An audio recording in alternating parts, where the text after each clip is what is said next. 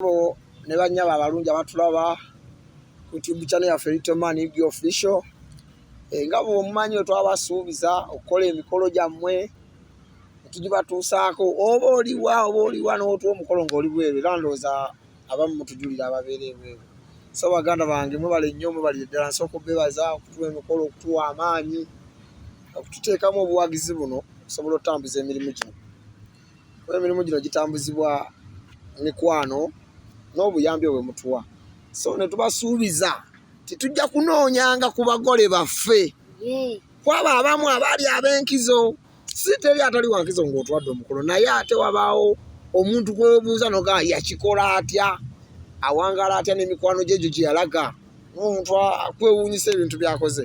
N'olunaku olwaleero baleeteddeko omukolo gwe twakolako mu kifo ekimu disitulikiti gyenjukira e Kasanda, omukolo ogwayuguumya ekyalo ogwayuguumya disitulikiti yonna ogukyayogerwako omwami Budala yakikola atya. N'olwaleero mabuleetedde era nga bulijjo Litoman tava ku kido. Litoman tugenda mu bakwasa ensonga ezo tongera ozogerako. Litoman soko buze ku batula ku YouTube channel. Basobo ne banyo mwebale ddala okutulaba. Naye banaye mwebale tuwa mikolo. Mwebale tuwa mikolo mugezezaako naffe tugezezaako gikola gye mutuwa.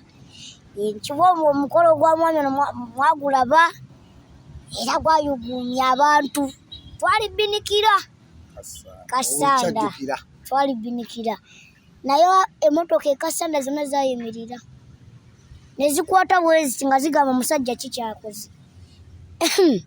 Nze nali mmanyi oba mukulembeze wa ggwanga yagize bwana naye era ngenda mubuuza yakikola atya naye ng'abaana mwebale kutuwagala mwebale kunjagala. Litoman Uganda batana basubscribinga musubscribinge. Bwe tutono bwe tugenda otambula oyo Litoman nze manager muswa nze manager wa Litoman. Litoman nno musajja mukozi wa ku mikolo office zaffe ziri awo ku najjana nkumbi ku Kyebusaabalawo. Olutuuka waliwo ku Luwombo obuuza ku Luwombo najjana nkumbi olubuuza ku Luwombo bajja kulagirira office zaffe ezisangibwa tuli ku mwaliro ogusooka nsuubirawo ekiri office zaffe eziri ojjawo ne tutambuza emirimu gyonna tukola emikolo okikwatagana n'omukolo kutandikira wansi w'olinnya mpaka waggulu gy'osemba okugeza tenti kutimba butebe ebidongo ebifaananyi tukolera ddala ekifaananyi ky'omulembe kye tusobola okutuusaako muganda n'osiima omukolo tugugaa ku flash tugutera ku TV yonna gy'oba ogwagadde owa TV n'oba twasobodde mufuna tulina connection eyo n'oba twamufunye ffe tugenda ate oluvannyuma ne tugumuwa n'aguteekayo ne tukkaanya naye n'agukola. Kakati nno tuli wano ne mwami Budala tuli mu vibe gwe olayiko olina kyoto namanya tuli mu vibe omwami Budala yeffe tusanise okulaba ssebo. Kale bakama bange nange nsooka okuba omusanyufu olunaku olwaleero olw'essande luno okuba nga musobodde okunnoonya okujja okundabako omugole wammwe mwakolera omukolo ogw'amaanyi ennyo. Mu butuufu ndi musanyufu nnyo ate nga nsooka obbeebaza Litoman Uganda mwebale kikwasaganya ne manager ne kampuni yonna nga emutambuza ensonga zammwe. Mu butuufu ndi musanyufu nnyo n'omugole gwe twajja e Kasanda era mbeebaliza ddala bannange abantu bano mwongere obbanoonya Litoman Uganda mubaawe emikolo olw'ensonga nze nkoze ku mikolo gya bannange sirabangako omuntu gw'owa mulimo n'amala nadda n'akunoonya. Naye neebaza abantu bano ntutte emyezi 2 nga mmaze omukolo gwange naye nabadde ndi awo ne bankubira akasimu ne banga twagala okuddamu tulabe ku mugole waffe tukubuuzeeko era badde batwagala 2 n'omukyala naye lwakuba omukyala abadde taliiwo ne bakwasaganya nze omu. Mutuufu ensonga eyo nsoose beebaza mwebale nnyo mwebalire ddala. Nakumubale kututeekamu bwesige. Ekirala bannange omukolo mugukulike. Omukolo twaguyitamu bulungi. Essebo. Kati abasajja bonna bakuba kiwa tosobola kugukola omu. Essebo. Oba naye se osangayo abasajja oba weemalirira.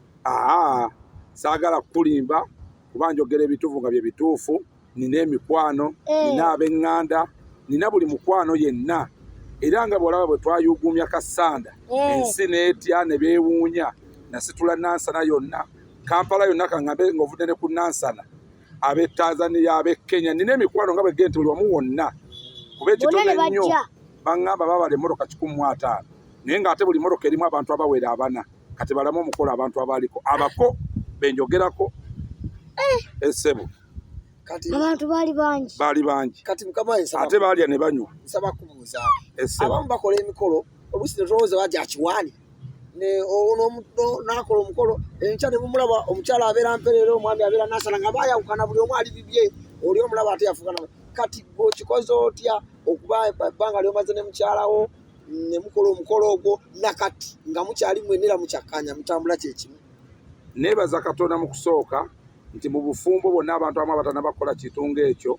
tebagwirana bugwiranye olw'okuba olabye omuwala omulungi gw'ogwirane funa mukwano gwo omuntu alina eddiini mukwatagane ate abasajja bonna abalina bakazi baabwe nga ne bazadde baabwe bakyaliyo batwale obuvunaanyizibwa bakazi baabwe bagende babajule mu bazadde baabwe kanange ebbanga nali maze ne mukyala wange nalabanga ekirabo kye nnina okumuwa kyagenda mu bazadde be era nkyebaliza Katonda emikwano nga bwe twakwasaganya ne tusobola okukola ekyo era ssebo nkusuubiza nga ggamba nti obumu bwe walaba nga naawe bwe weewuunya byebintu byezembeeramu mu mikwano gyange era kwe kulanga nasitula abanene nga boobabuuziza bonna ne bamperekera ne basobola okutuwa omukyala waffe mu butongole mu bazadde bange tweyaziza bizinesi kizogamba nti eno yo bizinesi yange nkole eno neeno kuba olabikolerera bizinesi nyingi ariko limu na bizinesi ssebo mukama wange Litoman Uganda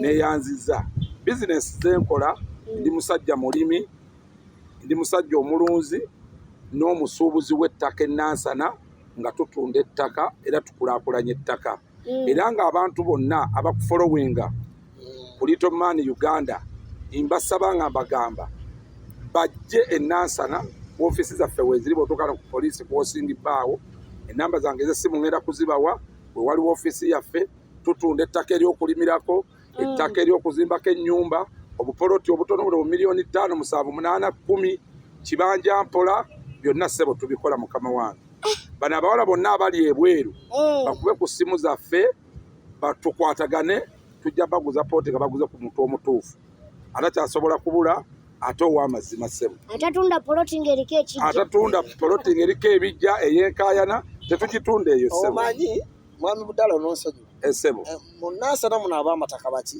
bangi kati muba amataka okuba abangi abafere nabo baki bangi kati mmwe kwanza ebbanga limaze nga mbagoberera basaba ne banya bonna abatulaba ebimu ku bintu bye tuyina tubikoze nga tuyita mu mikono gya mwami Budala obutono bwe tuyina bingi betukoze naye nga betuyinako ebimu mwami Budala ono abaddewo nnyo ne tumuzuula nti ensonga lwaki tujja tubamuleetere ku mboozi eno twongere okutegeera abantu bano abafere tubategeera tutya n'abatofu tebakola ki omuntu yenna wabeera mu kamera nga bwe tuli naye aba alina ekirala kyakola ki kyategeeza so njagala oddemu otunwe mu kamera ffe abakwesiga tukwesiga abantu bano yongera obbakakasa ku nsonga y'ettaka osibewo nnyo essira okugula kibanja mpola omuntu n'akakasa nti wenna abawa ssente zange mu kibanja mpola tebanneefuulire wakati awo bassebo ne bannyabo kampuni yange bagiyita yagaliza ofune amannya Ssebyanzi Budala Nansana omugole waffe era bassebo mbakakasa nga mbagamba omuntu ng'oyagala ettaka ly'okulimirako ng'oyagala poloti y'okuzimbako ey'ekyapa ng'oyagala poloti buno obwaffe obutono ssebo mukama wange era nga boogere nti mwe munneesiga nsaba abafolowinga YouTube ya Litoman Uganda nange banneesige omuntu yenna aba ayagala ttaka lyakulimirako oba ayagala poloti ennene ey'ekyapa opoloti buno obwaffe obutono miliyoni 10 miliyoni 8 bakama bange mbasuubiza ndi mujje Nansana wendi nja kusobola okikwasaganya bulungi era nga nkakasa nti tuwetegereze nnyo omuntu nga bwe busobodde okusituka okujja n'ebbanga lye muwangadde nange ssebo mbakakasa temujja kuba bufere abali ebweru e Bulaaya abali luddawa bonna abali e Dubai e Saudi abawala abato bajje tubaguze poloti kibanja mpolo inako miliyoni 5 poloti ya 10 tujja kuwa obudde omaleyo poloti yo nga temuli kkoona lyonna tewali nti wano ozimba kiroba misana wabula poloti eri ku kituufu ssebo ndowooza ebyo bitegedde moni bitegedde gakulemye funa ssente. Era mbadde nsaba munzikirize nga b'ennamba zange ez'essimu abatulaba n'abatugoberera bonna basobole okuzifunako. Nga tonnagaba simu mukama wange. Ebintu ebyo tubifuna ku nguudo ki, ku luguudo ki naki mu bifo ki, kuba tugenda kufuna obudde tugendeko mu bifo ebyo ebyogerwako bassebo, amayumba weegali agaggwa edda, ettaka etteeketeeke weeriri eryaggwa edda, tugenda kuba tuli baleetera, naye tugezeeko okulaga abantu ekifaananyi nti oba ozze n'otuuka kuyagaliza ofune tukutwala wano ali ku luguudo lunofunira wano. Neeyanziza manager Litoman Uganda, mbeeyanziza omukisa gwe mumpadde era nyongera okubeebaza.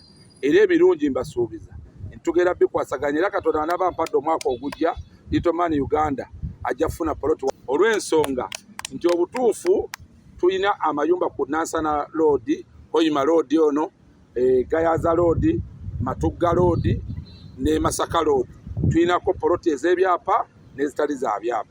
Akasente kaffe kakuteeka woogwa. Tulina ennyumba ez'abapangisa rent, tulina ennyumba ez'amaka zennyini ez'okusulamu, tulina poloti nga bwe gavumenti ez'ebyapa n'ezitali za byapa.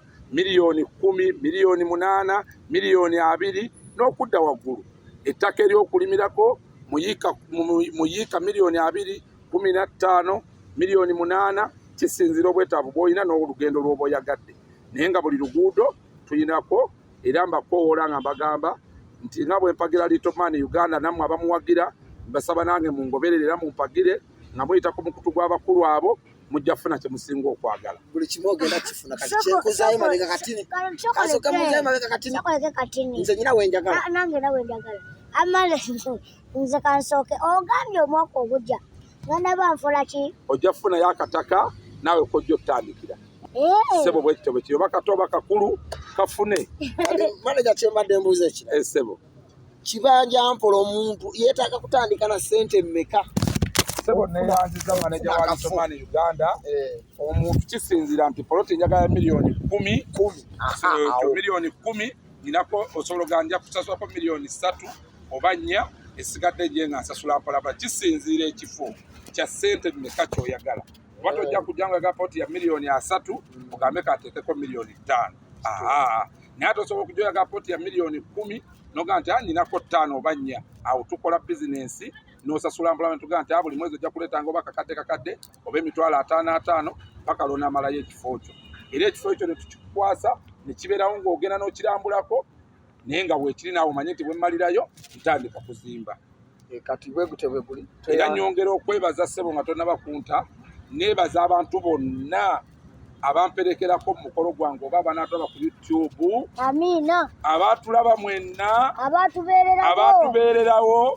Ne mumperekerako ne muyuguumya kassana nga simenye kinnoomu. Nyongera kubeebaza ne nyongera okwebaza Litoman Uganda ne kabineti eyo nange batambuza emirimu. Bannange temujjanga okwo mbakoowoola mwenna bannayuganda nga tonnaba kukola mukolo. Bw'oba oyagala ebigenda okusanyusa ku mukolo gwose konyumirwe.